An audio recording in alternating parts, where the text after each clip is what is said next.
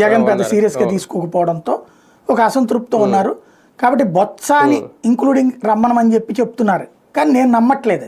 ఎందుకంటే బొత్సాని తీసుకొస్తే బొత్స పెద్ద హెడ్ తలకాయ. అక్కడ బొత్స జిల్లా విజయనగరం జిల్లాలో ఎవరు ఒప్పుకోరు మళ్ళీ అక్కడ.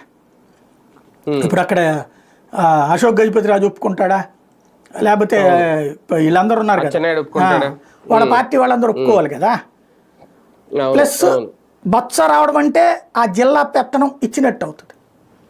ఆ జిల్లా పెత్తనం తెలుగుదేశం వాళ్ళ దగ్గర ఉండాలనుకుంటారు. పెత్తనం లేని నాయకత్వం బొత్స ఒప్పుకోడు ప్రాక్టికల్ గా. అట్లాంటప్పుడు మళ్ళీ ఈయన ఎందుకు అనే లెక్క ఉంటది కదా. కాబట్టి ఏం జరుగుద్దో చూడాలి.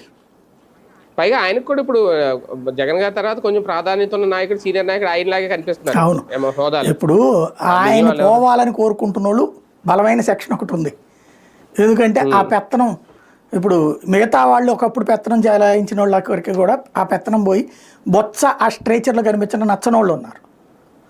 అట్లాంటిది ఏదన్నా బొత్స సైకలాజికల్గా ఫీల్ అవుతుంటే దాన్ని అడ్డుపెట్టి అవతలకి లాక్కెళ్ళే ప్రయత్నం చేయొచ్చు.